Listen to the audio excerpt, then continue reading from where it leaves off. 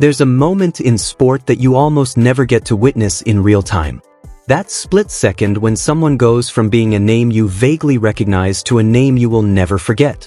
For most people watching the 2025 Miami Open, Alex Eala was just a wild card. A teenager from the Philippines with a decent junior resume and a ranking that sat somewhere around 140 in the world. Nobody was building content around her. Nobody was putting her in their bracket predictions. She was the kind of player you see in the draw and think, okay, first or second round exit, moving on. And then she walked onto that court in Miami and absolutely nothing was ever the same again. That was a year ago. Tomorrow she walks back into Hard Rock Stadium, and this time the whole world already knows her name. This time she is not sneaking up on anyone. This time she is the one everyone is gunning for, and the pressure sitting on her shoulders right now is unlike anything she has faced in her young career. But before we get into what happens next, let me take you back. Because if you don't know the full story of how Alex got here, you're genuinely missing one of the best sporting narratives of the last decade. Alex was born on May 23, 2005, in the Philippines. A country that, let's be honest, is not exactly known for producing world-class singles tennis players. There was no real professional infrastructure, no pipeline of WTA talent, no blueprint for a Filipino girl to follow into the upper reaches of the sport. What there was a grandfather named Bobby Mano who taught her the game, a family that believed in her completely, and a talent so obvious that at the age of 13, she packed her bags, left everything she knew, and flew to Mallorca, Spain, to train at the Rafa Nadal Academy. Think about that for a second. 13 years old. New country, new language, new culture. Training alongside some of the best young players in all of Europe. That kind of move either breaks you or builds you into something different. For Alex, it built her. She won junior Grand Slam titles. She developed an all-court game with a left-handed serve that could genuinely trouble anyone.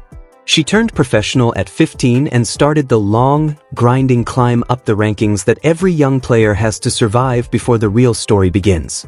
By January 2025, she was ranked 140 in the world. Good enough to attract attention, not yet good enough to be feared. She got a wild card into Miami and almost no one gave it a second thought. Here is where the story gets good. In her second round match, she drew Elena Ostapenko, a former French Open champion. A player who hits the ball harder than almost anyone on the women's tour and brings a kind of explosive chaos to every match that can overwhelm opponents before they even settle in. Alex fell behind 4 games to love in the first set. On paper, that was basically the match. A teenager ranked 140, down 4-love against a Grand Slam champion. You write that story 100 times and the veteran wins 99 of them. But Alex didn't read that script. She clawed back. She broke Ostapenko's serve. She saved a critical set point when she was trailing 4-5 in the second and ended up winning the whole thing in straight sets. The stadium didn't quite know what to think. Then came the third round, and Madison Keys was waiting. The 5th seed. The reigning Australian Open champion. A player with one of the most devastating serves the women's game has ever seen. The expectation this time was even more lopsided. Keys would just overpower her. That's how most people saw it. Instead, Alex took her apart 6-4, 6-2. It wasn't even a battle. It was controlled, composed, almost clinical from a teenager who looked like she had been playing at this level for years. 2 Grand Slam champions, back-to-back, gone. The tennis world started paying very serious attention.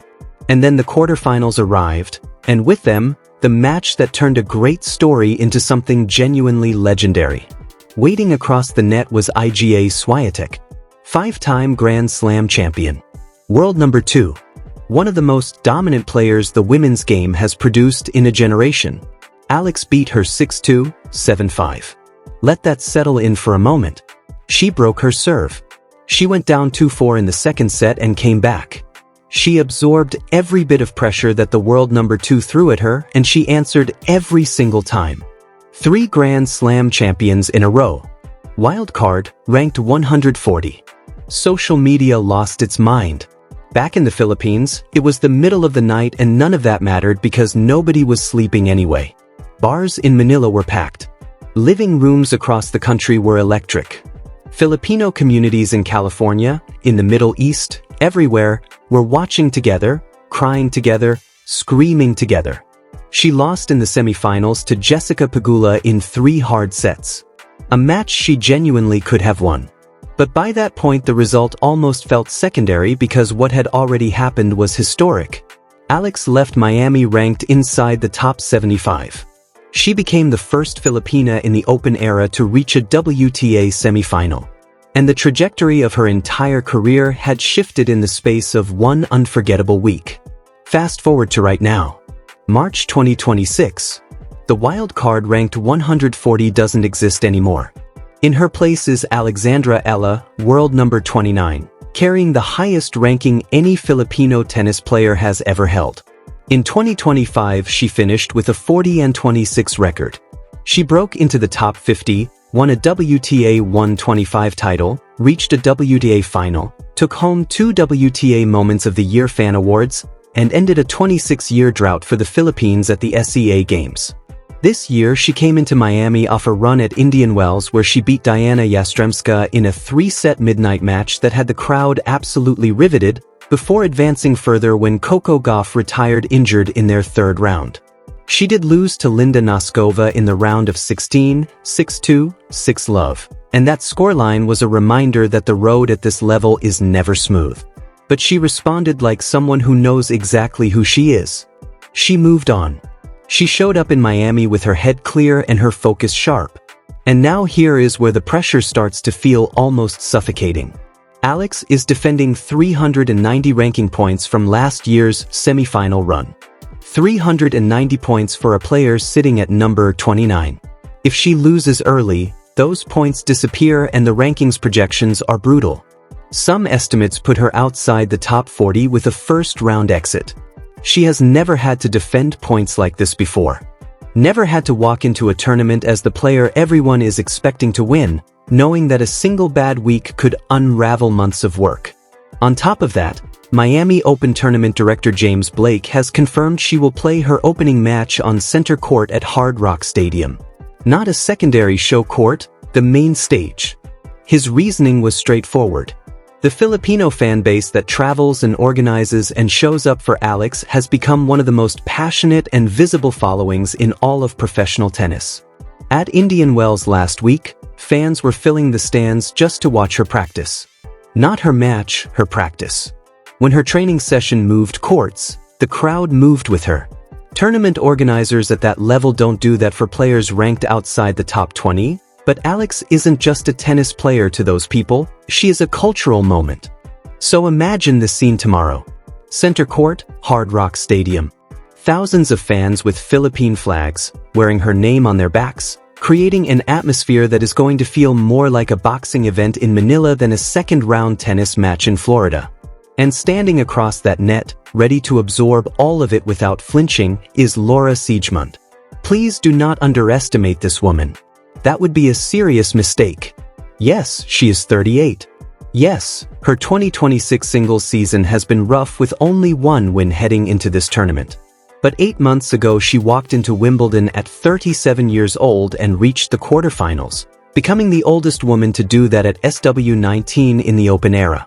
She took the first set off Aryna Sabalenka on center court. She made the world number 1 genuinely uncomfortable before eventually falling in 3. She has 1 WTA singles titles. She is a US Open doubles champion. She has a law degree. She speaks multiple languages. She spent nearly 2 years recovering from a devastating knee injury that many believed had ended her career. She came back anyway. Her game is built to frustrate, to disrupt, to take away your rhythm. The sliced backhands that stay low on hard court. The drop shots that punish anyone who gets too comfortable on the baseline. The net approaches that force you to produce clean passing shots under pressure. Alex thrives on rhythm, on building pace, on finding that aggressive groove that made Grand Slam champions look ordinary last year. Siegemund will spend the entire match trying to make sure that groove never arrives. And here is the part that makes this even more complicated. Alex received a first-round bye, which means tomorrow's match against Siegemund will be the first competitive ball she strikes in Miami. Siegemund just came through a match against Petra Markinova, winning 6-4, 6-4. She is sharp. She is in rhythm. She is already in tournament mode. Alex will walk out onto center court with all that noise, all that weight, all those memories from this exact stadium, and her competitive engine will be firing up in real time. Those first few service games are going to tell us a great deal about where her head is. The generational contrast here is genuinely something. Alex was born in 2005. Siegemund was